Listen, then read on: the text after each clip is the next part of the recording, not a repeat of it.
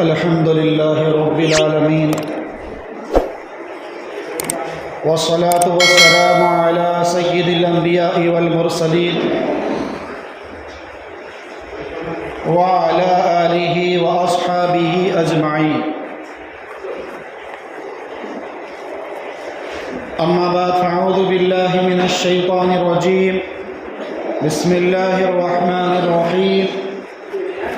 قد أفلح المؤمنون الذين هم في صلاتهم خاشعون والذين هم عن اللغو معرضون والذين هم للزكاة فاعلون والذين هم لفروجهم حافظون إلا على أزواجهم أو ما ملكت أيمانهم فإنهم غير ملومين فمن ابتغى وراء ذلك فأولئك هم العادون. صدق الله العظيم. وقال النبي صلى الله عليه وسلم: الحياء شعبة من الإيمان، أو كما قال عليه الصلاة والتسلیم. بزرگان محترم اور میرے عزیز ایمانی بھائیوں،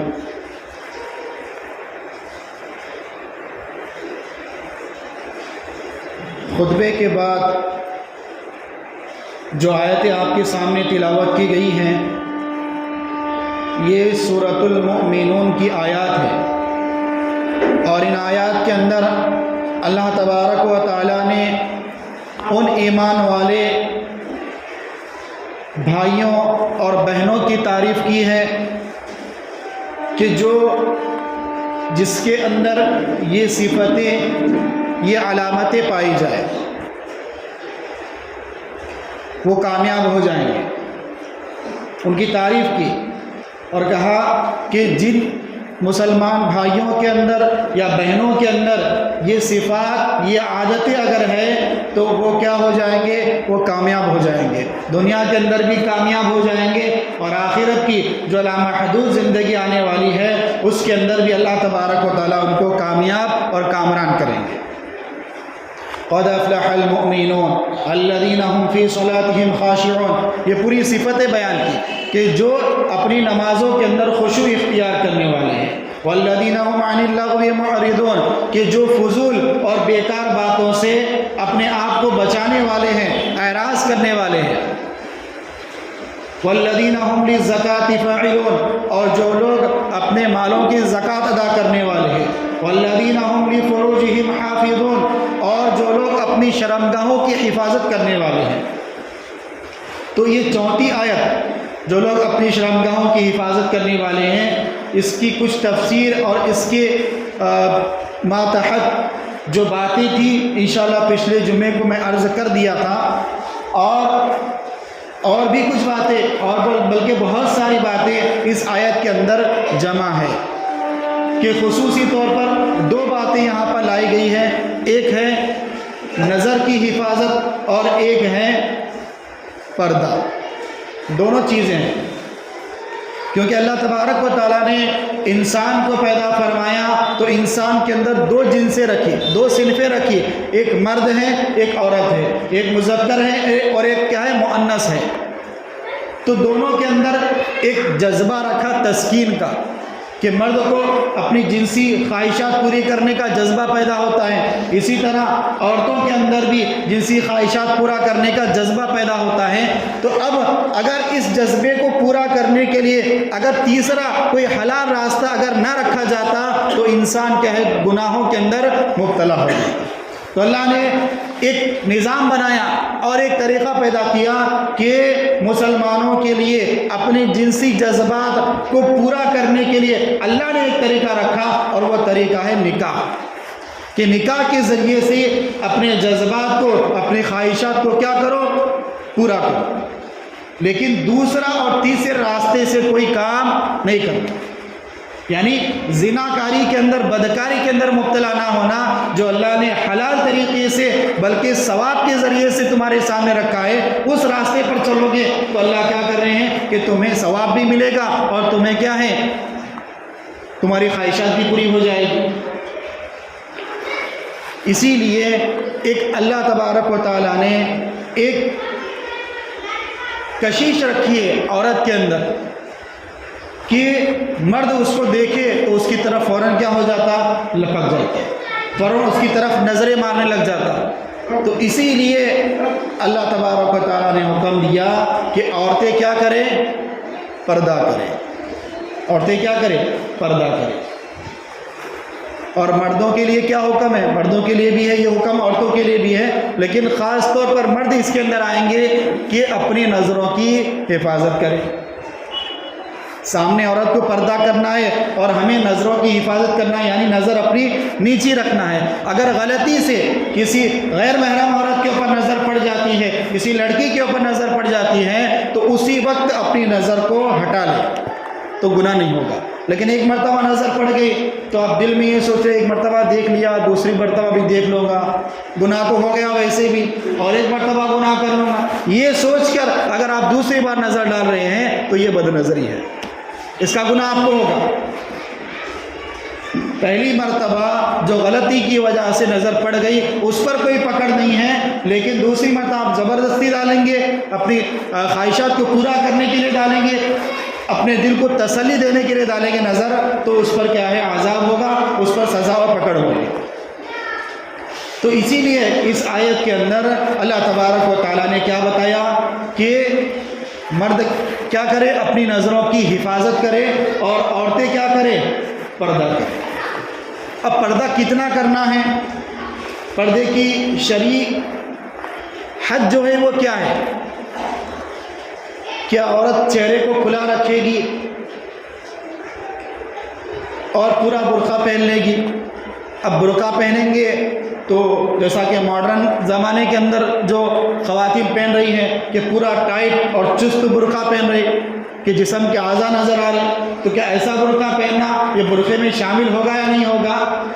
تو اس بارے میں قرآن کریم کی ایک آیت میں آپ کے سامنے پیش کروں گا کہ جس آیت کے اندر اللہ تبارک و تعالیٰ نے فرمایا یدنین علیہن من جلابیبہن، کہ آپ علیہ الصلوۃ کے دور کے اندر جو خواتین پردہ کرتی تھی تو اس وقت سلا ہوا برقع ہمارے دور کی طرح نہیں ہوتا تھا، تو اس وقت وہ کیسا پردہ کرتی تھی کہ وہ جلابیب، یہ جلابیب جمع ہے جلبیب کی، تو وہ جلبیب اس چادر کو کہا جاتا ہے کہ جو چادر سر سے لے کر پیر تک جس کا کنارہ ہو، اس کو جلبیب کہا جاتا ہے۔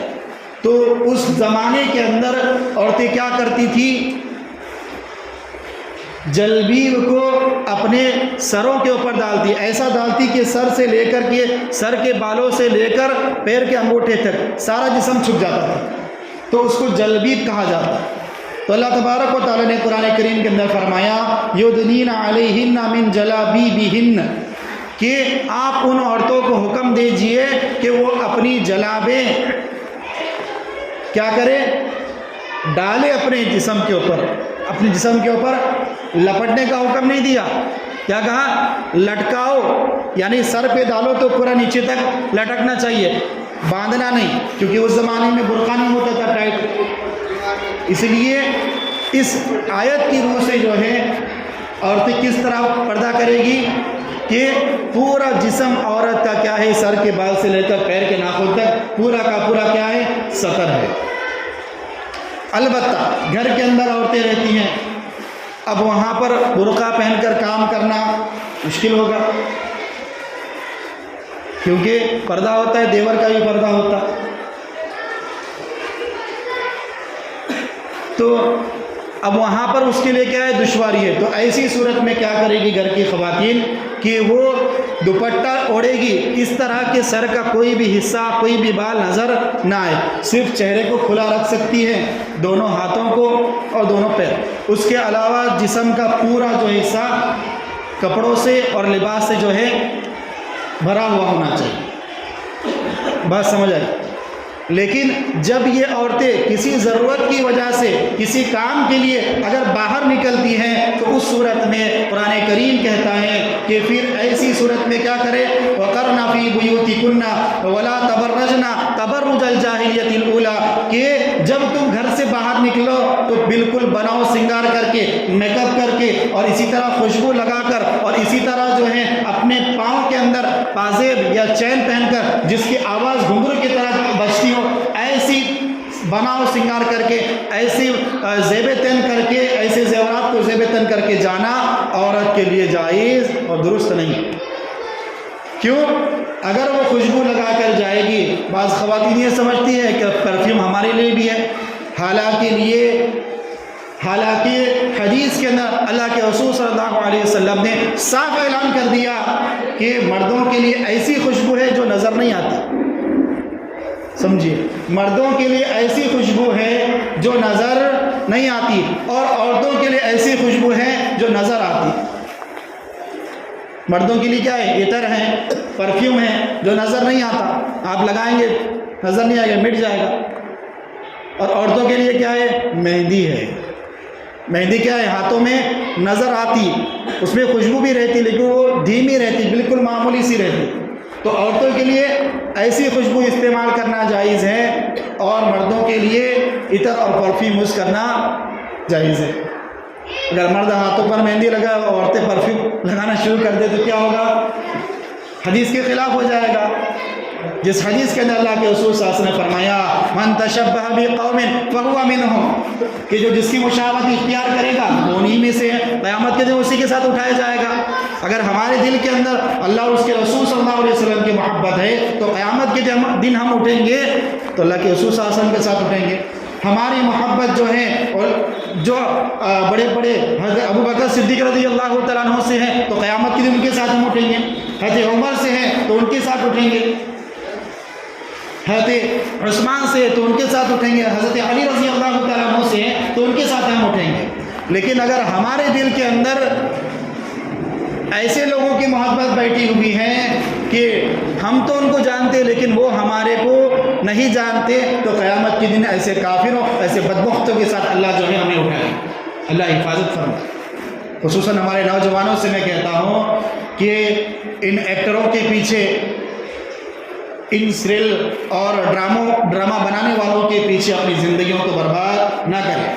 یا آپ کو کبھی پوچھ کر بھی نہیں دیکھیں گے، آپ کو جانتے بھی نہیں، آپ کو پہچانتے بھی نہیں۔ ان کا مقصد ہوتا ہے پیسہ کمانا، بس دوسرا کچھ نہیں۔ اور ہم کیا کریں یہاں پر؟ اپنے رب کو ناراض کر کے سامنے والے کو راضی کرنا چاہ رہے ہیں، جس کو ہم جانتے بھی نہیں، اس کی عادات کو، اس کے اخلاق کو، اس کا گھر کہاں ہے، کچھ نہیں جانتے، بس اس کی محبت دل میں بیٹھی ہوئی ہے۔ انہیں ایسا بال کو جو ہے کٹنگ کروایا میں بھی کرواؤں، اس نے ایسا جو ہے پینٹ اور شرٹ پہنا تھا میں بھی اسی طرح کا پہن لوں۔ بات اگرچہ کڑوی ہے لیکن ہضم کرنا پڑے گا، کیونکہ آپ رب کی نافرمانی کرنے میں شرم نہیں کر رہے ہیں تو میں رب کے فرمان کو بتانے میں کیوں شرم محسوس کروں؟ بات سمجھ آ رہا ہے؟ جس طرح سے مغربی ممالک کے اندر، امریکہ کے اندر عورتوں کے ساتھ کیا کیا گیا؟ بہلا کر، پھسلا کر گھروں سے باہر نکالا گیا کہ تم قید خانے میں نہیں رہ سکتی، تم کو آزاد کر دیا جاتا ہے، تم آزاد ہو، تم ہمارے سے کندھے سے کندھا ملا کر چلو۔ تو اس کے نتیجے میں کیا ہوا کہ جس عورت کو یہ کہا گیا تھا اس وقت کہ تم پڑھو لکھو اور تم ایک وقت ایسا آئے گا کہ تم ملک کی جو ہے سیاستدان بن جاؤ گی، ملازم بن جاؤ گی، تم سی ایم اور پی ایم بن جاؤ گی، یہ کہہ کر نکال دیا، اور آخر میں کہاں لا کر چھوڑ دیے؟ سڑکوں پر جھاڑو مارنے میں چھوڑ دیے، اور گیسٹ ہاؤس کے اندر جو ہے دوسروں کے کپڑے دھونے میں چھوڑ دیے، اسی طرح سے جو ہے ہوائی جہاز کے اڈوں پر جو ہے لوگوں کو کھانا سرو کرنے پر چھوڑ دیے، کھانا تقسیم کرنے پر چھوڑ دیے۔ اگر یہی طریقہ جو حجاب کا جو مسئلہ چل رہا ہے، اگر ہم اس کو لائٹ لے لیے، اگر اس کو ہم معمولی سمجھ کر اپنی بچیوں کو کہہ دیے کہ تو پڑھائی کیوں خراب کر رہی، ابھی فیصلہ آیا نہیں ہے، دعا یہی ہے کہ فیصلہ ہمارے حق میں آئے، لیکن خدا نہ خواستہ اگر فیصلہ کچھ بھی ہو تو ایسی صورت میں کیا کریں؟ ہم کہ اپنی بچیوں کو ہم اسکول اور کالج چھڑوا سکتے ہیں لیکن پردہ نہیں چھڑوا سکتے، شریعت اس کی اجازت ہمیں نہیں دیتی۔ ٹھیک اسی طرح جس طرح سے رمضان کے مہینے کے اندر اگر آپ کوئلے کے کارخانے کے اندر بھی کام کرتے ہو، یا آپ تپتی ہوئی ریت کے اندر کام کرتے ہو، یا آپ چلچلاتی ہوئی دھوپ کے نیچے کام کرتے ہو، ایسی صورت میں اگر آپ کسی بڑے سے بڑے مفتی سے پوچھ کر دیکھ لیجئے کہ میں ایسی جگہ پر کام کرتا ہوں کہ پوری دھوپ میرے اوپر آتی ہے، سورج کی کرنیں میرے اوپر گرتی ہیں، اور جو اندارے ہیں اس کے شعلوں کی گرماہٹ مجھے محسوس ہوتی ہے، جس کی وجہ سے میرا گلا سوکھ جاتا ہے، میں پیاس کی وجہ سے تڑپ اٹھتا ہوں، تو کیا میرے لیے روزہ چھوڑنا جائز ہے یا نہیں؟ تو کسی بڑے سے بڑے مفتی کرام سے پوچھ کر دیکھ لیجئے، وہ یہی کہیں گے کہ بھائی صاحب کام چھوڑ دیجئے، لیکن روزہ چھوڑنے کی اجازت شریعت نہیں دیتی۔ جتنی اجازت شریعت نے دے دی کافی ہے، اپنی طرف سے عقل کے گھوڑے دوڑا کر شریعت کے اندر زیادہ مداخلت نہ کریں۔ پہلے یہ لوگ بہت زیادہ مداخلت کر رہے ہیں، جن کے اندر عقل ہی نہیں ہے، جن کی عقلوں پر پتھر پڑے ہوئے ہیں، ایسے لوگ جو ہے ہمیں سکھا رہے کہ شریعت پر کس طرح چلا جاتا ہے، شریعت کے احکام کو کس طرح پورا کیا جاتا ہے، کہ جس برقعے کو پہن کر ہماری مائیں بہنیں آج سے نہیں بلکہ تقریباً 100 سال سے پہن رہے ہیں، اور اسی کالج کے اندر ہماری بہنیں پہن رہی تھیں، ہماری بیٹیاں پہن کر جا رہی تھی، تب تک کوئی مسئلہ نہیں تھا، لیکن اچانک سے مسئلے کو اٹھا دیے، اچانک سے اس چھوٹی سی بات کو بڑا ایشو بنا کر کھڑا کر دیے۔ اس سے صاف طور پر یہی بات معلوم ہو رہی ہے کہ بس اسلام کے بنیادی عقائد کو چھیڑنا اور مسلمانوں کے دلوں کو مجروح کرنا، ان کے دلوں کو ٹھیس پہنچانا، اور عوام کا جو غیر مسلم بھائی ہیں ان کا اور مسلمانوں کا دونوں کا کیا کروانا؟ جھگڑا، دونوں کے دل میں نفرتیں پیدا کرنا، اور جو غیر مسلم بھائی یہ سمجھ رہے ہیں کہ یہ حکومت پر بڑے بڑے بیٹھے ہوئے سیاستدان ہمارے لیے خیر خواہ ہے، تو یہ لوگ کیا کریں گے؟ ان دونوں کے بیچ میں، مسلمان اور ہندو کے بیچ میں نفرتیں پیدا کریں گے۔ اب ہندو بھائیوں کے ذہن کے اندر یہ بات ہی نہیں آئے گی کہ میری روزگار کا مسئلہ تو اٹکا ہوا ہے، میری نوکری تو ابھی تک نہیں لگی، میں پی ایچ ڈی کر کے بیٹھا ہوں، ابھی تک مجھے کوئی جاب نہیں لگا، یہ مسئلہ ان کے ذہن میں نہیں آئے گا، بلکہ وہی چلتے رہے گا، یہ مسلمان دہشت گرد ہوتا، مسلمان ملک کا غدار ہوتا۔ حالانکہ اس ملک سے ہمیں اتنی زیادہ محبت ہے جتنی کہ غیر مسلم کو بھی نہیں ہوتی۔ کیوں؟ کیونکہ ہم مر جاتے ہیں، مرنے کے بعد بھی ہمارا جسم اسی مٹی کے اندر دفن کیا جاتا ہے، جلا کر ختم نہیں کیا جاتا، جلا کر ختم کر کے اس کی راکھ کو بھی جو ہے اس کی استھیوں کو پانی میں بہانا یہ ہمارا سسٹم نہیں، بلکہ اسلام ایک ایسا بامہذب مذہب ہے کہ جس کے اندر اتنی تہذیب کے ساتھ، اتنے ادب کے ساتھ جو ہے جنازے کو رکھا جاتا، پھر اس کے جو ہے سامنے رکھ کر نماز پڑھی جاتی، اور پھر اس کے لیے دعا کی جاتی، پھر اس کو غسل وغیرہ ساری چیزیں دے کر کے کفن دفن کر کے اس کو ادب اور احترام کے ساتھ اتنا جو ہے معمولی سے، اتنا جو ہے آہستہ سے اس کو قبر میں اتارا جاتا جیسے چھوٹے بچے کو پیدا ہونے کے وقت ہم گود میں لیتے ہیں، ایسے کرتے نا، دو لوگ نیچے اتر جاتے اور کیسا لیتے؟ ایک طرف یہاں سے پکڑے گا، یہاں سے ایک بیچ میں سے پکڑ لے گا، پھر اس کو آہستہ جو ہے نیچے سلا دیا جائے گا۔ معمولی سی مٹی بھی اگر اس کے جسم پر گر جائے، اس کے کفن پر، فوراً اس وقت اس کو ہٹا دیں، اتنا ادب کے ساتھ۔ ایسا کسی مذہب میں آپ کو دیکھنے نہیں ملے گا۔ اسی لیے پورے عالم کے جو دشمنان اسلام ہیں، ہر ایک کی نظر کس کے اوپر ہے؟ اسلام کے اوپر۔ ہر ایک کو دیکھ لو، کسی دوسرے فرقے والے کو نہیں چھیڑے گے، کسی ہندوؤں کے ساتھ چھیڑخانی نہیں، چھیڑے گی کس کو؟ اسلام۔ بلکہ ان کا تو پورا ٹرسٹ چلتا، کس طرح کیا کرنا، کیا نہیں، پورا ایک نظام ہے، سسٹم ہے جس کے تحت یہ لوگ کام کرتے پیچھے۔ بہرحال ان کا جو بھی ہو، لیکن اللہ کے فیصلے کے سامنے اور اللہ کے حکم کے سامنے اور اللہ کی تدبیر کے سامنے کسی کی تدبیر نہیں چلتی۔ وہاں پر حضرت موسیٰ علیہ السلام کے دور کے اندر فرعون نے کیا کیا؟ حکم دے دیا کہ سارے بچوں کو قتل کر دیا جائے، جتنے بچے پیدا ہو گئے سب کو قتل کر، لیکن وہ اپنی تدبیر چلا رہا، کیونکہ اس کو معلوم ہو گیا، کسی بتانے والے نے بتا دیا، بھوشوانی بتائی کہ کیا ہوگا؟ کہ ایک بچہ اس سال کے اندر بچہ پیدا ہونے والا ہے کہ جو آگے جا کر تمہیں قتل کرے گا، تمہارے اوپر حکومت کرے گا۔ تو اس نے کیا کر دیا، اس سال میں جتنے بچے پیدا ہو گئے تھے سب کو قتل کروا دیا، ڈھیر لگا دیے لاش کی۔ لیکن اللہ نے ایک ایسی تدبیر چلائی کہ اسی کے گھر کے اندر جو ہے حضرت موسیٰ علیہ السلام کی پرورش کی۔ یہ اللہ کی تدبیر ہے۔ اور ظاہر سی بات ہے کہ جس نے پیدا کیا ہے کیا وہ نہیں جانتا کہ اس کو کیسا چلانا کیسا نہیں؟ یہ موبائل جس نے بھی ایجاد کیا کہ اس کو نہیں معلوم کہ اس میں کیا کیا سسٹم رکھے گئے ہیں، کون سی چیز خراب ہوگی تو کون سا چیز لگانا، کیا نہیں معلوم؟ جو جس نے بنایا ہے اس کو خراب بھی کر سکتا، جس نے بنایا ہے اس کو پھر سے کھول کر اور ایک سسٹم بھی اس کے اندر ڈال سکتا، اچھا یا برا۔ تو میرے رب نے اور ہمارے رب نے ہمیں پیدا کیا، تو کیا وہ اپنی کائنات کو نہیں چلا سکتا، سسٹم کو نہیں بدل سکتا؟ بالکل بدل سکتا۔ تو میں کہنے کا حاصل یہ تھا، اور بہرحال دوسری طرف ہم چلے گئے کہ پردہ عورت کے لیے کیوں ضروری ہے؟ اس لیے کہ اگر عورتیں پردہ نہیں کرے گی تو یاد رکھیے جس ملک کے اندر، جس قوم کے اندر، جس زمانے کے اندر عورتوں نے پردہ کرنا چھوڑ دیا یا پردہ جو ہے صرف جسم کا کرے چہرے کا چھوڑ دیے، تو ایسے زمانے کے اندر فتنہ زیادہ پھیلا، زناکاریاں زیادہ ہونے لگی، اور انسان کے اندر ایک ایسی جو ہے ایک خواہش ہے کہ انسان کی وہ خواہش کبھی پوری ہوتی نہیں۔ اب ایک مرتبہ فوش فلم دیکھ لے یا ایک مرتبہ کسی غیر محرم عورت کو دیکھ لے یا لڑکی کو دیکھ لے، تسکین نہیں ملے گی آپ کو، آپ دوبارہ دیکھیں گے اس کو اور لذت حاصل کریں گے۔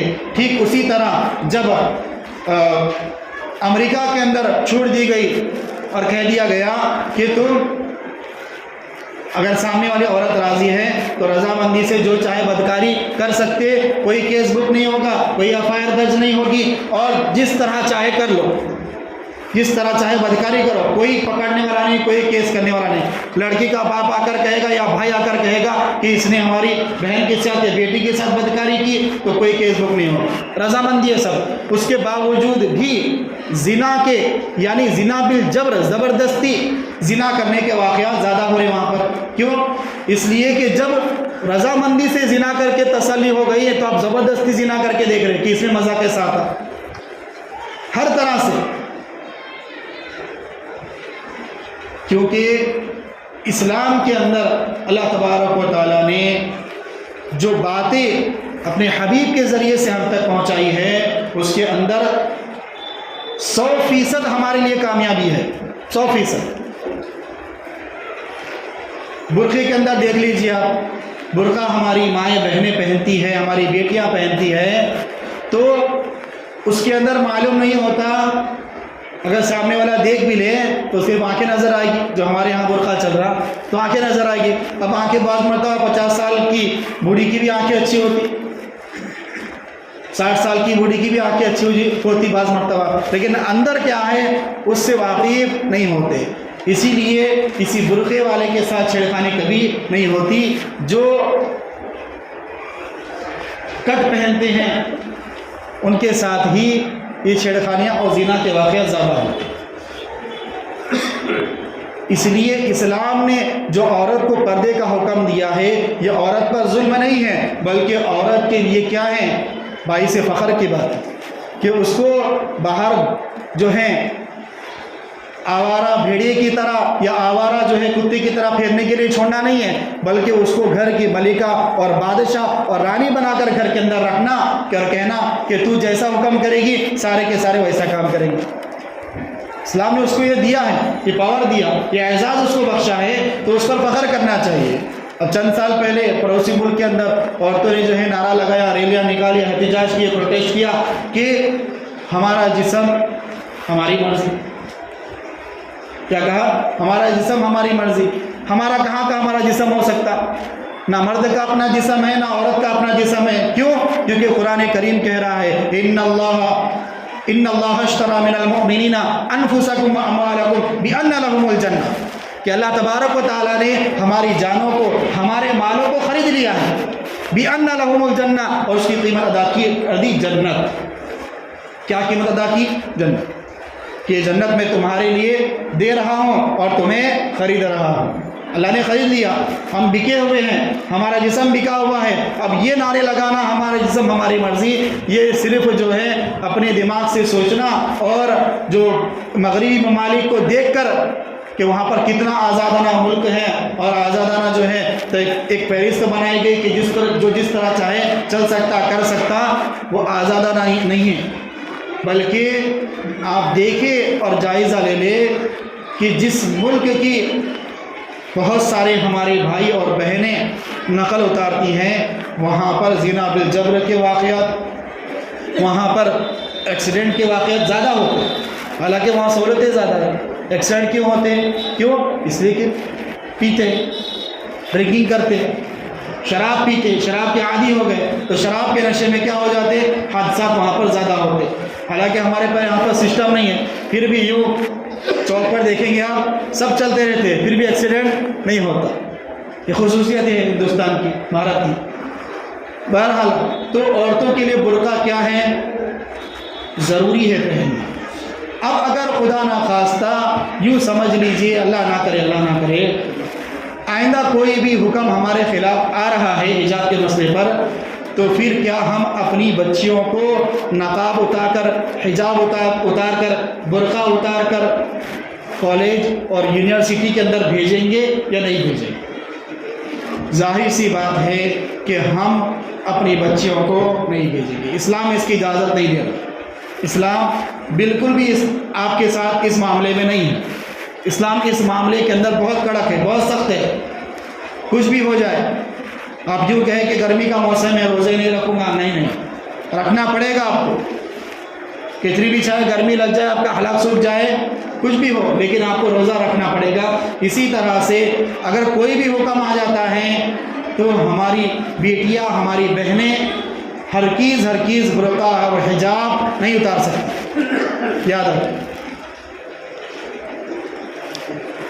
اسی بات کو اکبر الہ آبادی نے اپنے کچھ اشعار کے اندر اس طرح کہا ہے کہ بے پردہ نظر آئی کل جو چند بیبیاں، بے پردہ نظر آئی کل جو چند بیبیاں، اکبر غیرت قومی سے زمین میں گر گیا، پوچھا جو ان سے پردہ تمہارا کیا ہوا، کہنے لگی عقل پر پردہ مردوں کے پڑ گیا۔ یعنی مردوں کے عقل پر پردہ پڑ گیا ہے، اسی لیے عورتیں کیا کہنے لگی کہ ہمارے عقل پر پردہ نہیں پڑا بلکہ مردوں کے عقل پر پردہ پڑا ہے، اس لیے ہم پردہ نہیں کر رہے۔ حالانکہ میں کہتا ہوں کہ عورتوں کے عقل پر پردہ پڑا، کیوں؟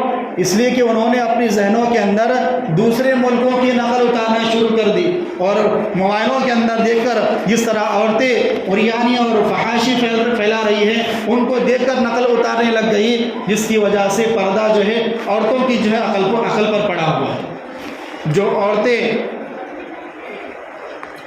فنکشنوں کے اندر، شادی بیاہ کے اندر میک اپ کر کے اور اچھی طرح بناؤ سنگار کر کے جاتی ہیں، میں ان عورتوں سے پوچھنا چاہتا ہوں کیا وہ عورتیں اسی طرح اپنے شوہروں کے سامنے آتی ہیں کبھی، بناؤ سنگار کر کے، میک اپ کر کے؟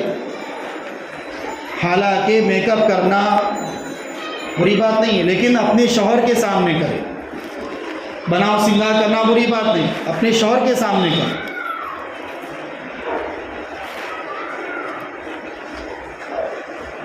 رابعہ بصریہ رحمۃ اللہ علیہا کے بارے میں آپ نے سنا ہوگا کہ اتنی نیک خاتون تھی کہ جب رات کا وقت آتا تو پورا جو ہے بناؤ سنگار کر لیتی، میک اپ کر لیتی، اور جو چیزیں لگانی ہوتی لگا لیتی اس زمانے کے حساب سے، پھر اپنے شوہر کے پاس آتی اور کہتی کہ آپ کو میری ضرورت ہے یا نہیں، پورا میک اپ کر۔ شوہر کہتے کہ مجھے آج رات تمہاری ضرورت نہیں ہے، تو پھر یہ کیا کرتی، پھر اسی بناؤ سنگار کے اوپر وضو کر کے مصلی پر کھڑی ہو جاتی، اور جب تک فجر کی اذان نہیں ہوتی مصلی سے نہیں اٹھتی۔ ایسی خاتون تھی۔ نیکسٹ،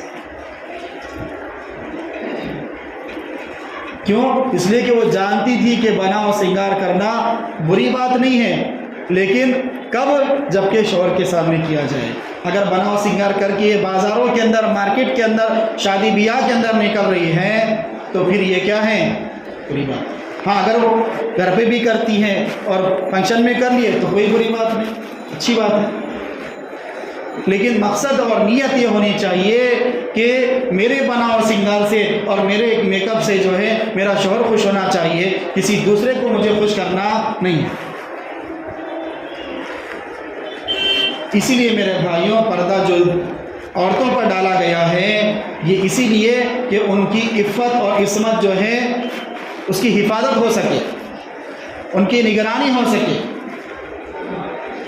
اس لیے عورتوں کے لیے پردہ کرنا کیا ہے؟ بہت ہی ضروری ہے، فرض اور واجب ہے پردہ کرنا۔ جو عورتیں نہیں کرتی ہیں وہ کر لے تو ان کے لیے بھی کیا ہے؟ وہ عذاب سے بچ جائے گی، کیونکہ بے پردگی کا عذاب بڑا سخت ہے۔ بے پردگی کا عذاب جو اس کے بارے میں جو واقعات لکھے ہیں ابھی وقت نہیں ہے، لیکن اتنی خطرناک واقعات ہیں کہ جس نے جو ہے اپنے بالوں کو جو ہے کسی غیر محرم کے سامنے دکھایا تھا، اس عورت کے سارے بال نکال لیے گئے تھے۔ جس نے اپنی آنکھوں پر آئیبروز اور وغیرہ بنا کر جو ہے وہ دوسرے غیر محرم کے سامنے جایا کرتی تھی، اس کے دیدے سمیت اس کی آنکھوں کو نکال لیا گیا، اور جو اپنے ہونٹوں پر لپسٹک لگا کر جو ہے غیر مردوں کے سامنے آ کرتی تھی، اس کے پورے ہونٹوں کو جبڑے سمیت جو ہے نکال لیا گیا۔ یہ اس پر جو ہے تفصیلی واقعہ ہے، تو اس لیے کیا کریں؟ ہماری ذمہ داری ہے، یاد رکھیں، ہم مردوں کی ذمہ داری ہے کہ ہم اپنے گھر کی خواتین کے پردے کا انتظام کریں۔ اگر نہیں کرتی ہیں تو پردے کا انتظام کرو، اگر کوئی کرتی ہے لیکن چہرہ نہیں چھپاتی، صرف برقع پہن کر جا رہی ہیں، تو پھر ان کے جو ہے حجاب کا انتظام کرے، نقاب کا انتظام کرے۔ اور جن عورتوں کے پاس ٹائٹ برقع ہے کہ جس کی وجہ سے اس کے جسم نظر آ رہا ہے، اس کے جسم کے اعضاء نظر آ رہے ہیں، تو ایسی عورتوں کے لیے کیا کریں؟ آپ کے اوپر ذمہ داری ہے کہ آپ ایسے عورتوں کے لیے کیا کریں؟ کھلے اور ڈھیلے برقعے کا انتظام کریں، کیونکہ برقعے کا مقصد ہی نہیں، اب ٹائٹ پہن رہی تو کپڑے پہننا برقع پہننا برابر ہو گیا، سمجھ رہے بات کو؟ کپڑے پہننا یا برقع پہننا برابر ہو گئے۔ برقعے کا مطلب یہ ہے جو قرآن کریم کے اندر اللہ تبارک و تعالیٰ نے فرمایا کہ جلابیب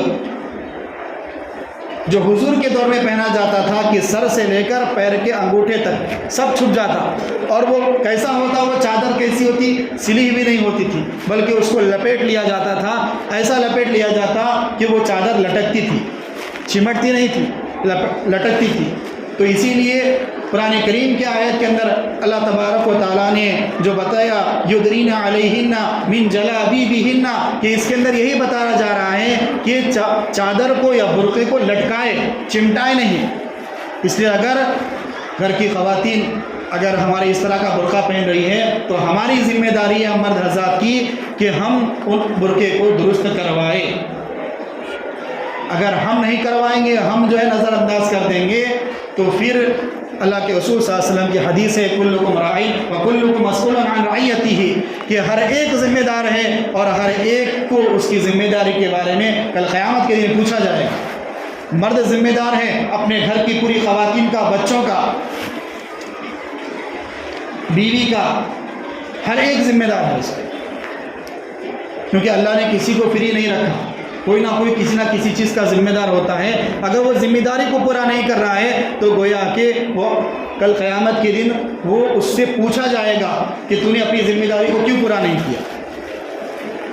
بات سمجھ رہے ہیں؟ تو بہرحال جو حالات چل رہے ہیں اور جس طرح کا ماحول بنایا جا رہا ہے تو ڈرنے اور گھبرانے کی اور زیادہ سوچنے کی ضرورت نہیں ہے۔ ضرورت ہے تو دعا کی ضرورت ہے، ضرورت ہے تو نمازوں کی پابندی کی ضرورت ہے، ضرورت ہے تو اللہ سے لو لگانے کی ضرورت ہے، ضرورت ہے تو اپنے گناہوں پر جو ہے ایک مرتبہ نظر ڈالنے کی ضرورت ہے، ضرورت ہے تو اپنے ماضی میں کیے ہوئے گناہوں اور کیے ہوئے کاموں کے اوپر نظر ڈالے، اللہ سے توبہ کر رہے، اللہ معاف کر دیں گے اور حالات کو درست کر دیں گے۔ اللہ تبارک و تعالی عمل کی توفیق عطا فرمائے، اور جو فیصلہ ابھی چل رہا ہے اللہ تبارک و تعالی ہماری بہنوں کے حق میں، ہماری بیٹیوں کے حق میں اس کو قبول فرمائے۔ آمین۔ وآخر دعوانا الحمدللہ رب العالمین۔ سبھی حضرات سنتے پڑھیں۔